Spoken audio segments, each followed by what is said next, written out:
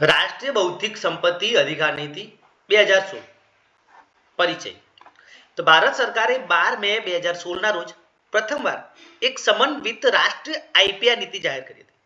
આ નીતિનો મુખ્ય હેતુ હતો નવતર એટલે કે ઇનોવેશનને પ્રોત્સાહન આપવું, સર્જનાત્મકતા એટલે કે ક્રિએટિવિટીને રક્ષણ આપવું તથા આર્થિક સામાજિક વિકાસ એટલે કે ઇકોનોમિક અને સોશિયલ ગ્રોથમાં યોગદાન આપવું. આ નીતિ દ્વારા ભારતને વૈશ્વિક સ્તરે ક્રિએટિવ ઇન્ડિયા ઇનોવેટિવ ઇન્ડિયા તરીકે પ્રસ્થાપિત કરવાની દિશામાં પગલું ભરાયું હતું. મુખ્ય ઉદ્દેશો: જાગૃતિ, જેમાં સમાજમાં આઈપીઆર અંગે જાગૃતિ વધારવી તથા શાળાઓ, કોલેજો અને ઉદ્યોગોમાં તાલીમ કાર્યક્રમો આયોજન કરવું.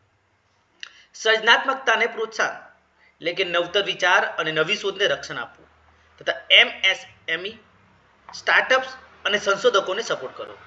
કાનૂની માળખું મજબૂત બનાવવું, જેમાં ભારતીય આઈપીઆર કાયદાઓ ડબ્લ્યુટીઓ ટ્રીપ્સ એગ્રીમેન્ટ સાથે સુસંગત કરવા.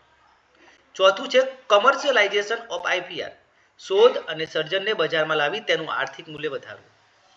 પાંચમું છે પ્રશાસન મજબૂત બનાવવું, એટલે કે પેટન્ટ, ટ્રેડમાર્ક, કોપીરાઇટ ઓફિસોને આધુનિક બનાવવી, જેમાં ડિજિટાઇઝેશન અને ઓનલાઈન ફિલિંગની સુવિધા આપવી. માનવ સંસાધન વિકાસ, જેમાં આઈપીઆર ક્ષેત્રે નિષ્ણાતો, વકીલો, વૈજ્ઞાનિકો અને એલાયન્સ પ્રોફેસર્સને તૈયાર કરવા. નવી નીતિના 7 પિલર: આઈપીઆર અવેરનેસ, જેમાં જાગૃતિ અને જનશિક્ષણ. સેકન્ડ છે ક્રિએશન ઓફ આઈપીઆર, જેમાં નવી શોધ અને સર્જનને પ્રોત્સાહન આપવાનું હેતુ. લીગલ અને લેજિસ્લેટિવ ફ્રેમવર્કમાં આંતરરાષ્ટ્રીય ધોરણ મુજબ કાયદાનું સંચાલન કરવું. એડમિનિસ્ટ્રેટિવ અને મેનેજમેન્ટના હેતુથી જોઈએ તો આઈપીઓ એટલે કે ઇન્ટેલેક્ચ્યુઅલ પ્રોપર્ટી ઓફિસને આધુનિક બનાવી. પાંચમું છે કમર્શિયલાઇઝેશન ઓફ ધી આઈપીઆર, જેમાં પેટન્ટ અને કોપીરાઇટને બજારમાં મૂલ્યવાન બનાવવું. છઠ્ઠું છે એન્ફોર્સમેન્ટ એન્ડ એક્ઝેડિકેશન, એટલે કે આઈપીઆરનું ઉલ્લંઘન કોઈ કરે તો તેના સામે કડક કાર્યવાહી કરવી. હ્યુમન કેપિટલ ડેવલપમેન્ટ, એટલે કે તાલીમ, શિક્ષણ અને સંશોધન દ્વારા માનવ સંસાધનને વિકસાવવું. નીતિ હેઠળ લેવામાં આવેલા પગલાં, જેમાં આઈપીઆર અવેરનેસ પ્રોગ્રામ, એટલે કે શાળાઓ અને કોલેજોમાં અભિયાન ઊભું કરવું. ડિજિટલ ઇન્ડિયા ઇનિશિયેટિવ, જેમાં આઈપીઆર ફાઇલિંગ અને મેનેજમેન્ટની પ્રોસેસને ઓનલાઈન કરવી. મોડર્નાઇઝેશન ઓફ આઈપીઓસ, એટલે કે પેટન્ટ અને ટ્રેડમાર્ક ઓફિસોને પેપરલેસ બનાવી. ઇન્ડસ્ટ્રી એકેડેમિયા કોલાબોરેશન, જેમાં રિસર્ચ એન્ડ ડેવલપમેન્ટને પ્રોત્સાહન આપવું. ફાસ્ટ ટ્રેક મિકેનિઝમ, એટલે કે પેટન્ટના પરીક્ષણમાં ઝડપ રાખવી. ગ્લોબલ કોઓપરેશન, જેમાં વીપો ડબ્લ્યુટીઓ સાથે સહકાર મેળવીને પેટન્ટને વિશ્વ લેવલે લઈ જવી.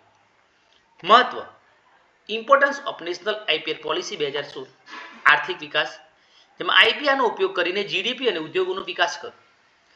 બીજું છે સ્ટાર્ટઅપ્સ અને એમએસએમઈને પ્રોત્સાહન, જેમાં નવી કંપનીઓને પેટન્ટ અને ટ્રેડમાર્ક સરળ બનાવવામાં આવ્યા.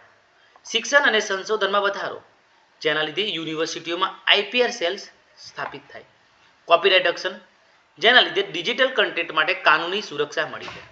વિશ્વ સ્તરે ભારતની ઓળખ, ક્રિએટિવ ઇન્ડિયા ઇનોવેશન ઇન્ડિયાના નારા હેઠળ ભારતને આઈપીઆર ક્ષેત્રે વૈશ્વિક નેતૃત્વ અપાવવું. લાઇબ્રેરી વિજ્ઞાન માટે પ્રાસંગિકતા, લાઇબ્રેરીઓ આઈપીઆર અવેરનેસ સેન્ટર તરીકે કાર્ય કરી શકે છે. સંશોધકોને પેટન્ટ, કોપીરાઇટ, ટ્રેડમાર્ક ડેટાબેઝ ઉપલબ્ધ કરાવવા. પ્લેગેરિઝમ અને કોપીરાઇટ ઇન્ફ્રિંગમેન્ટ વિશે વપરાશકર્તાઓને માર્ગદર્શન આપી શકે છે. ઓપન એક્સેસ રિપોઝિટરી વિકસાવી શકે છે. નિષ્કર્ષ: તો નેશનલ આઈપીઆર પોલિસી 2016 એ ભારતને વૈશ્વિક સ્તરે આઈપીઆર ક્ષેત્રે મજબૂત બનાવવા માટેનું ઐતિહાસિક પગલું છે. તેના 7 પિલર્સ દ્વારા, એટલે કે awareness, creation, legal framework, administration, commercialization, enforcement અને હ્યુમન કેપિટલ ડેવલપમેન્ટ પર ભાર મુકાયો છે. આ નીતિ ભારતને જ્ઞાન આધારિત અર્થવ્યવસ્થા તરફ દોરી જાય છે.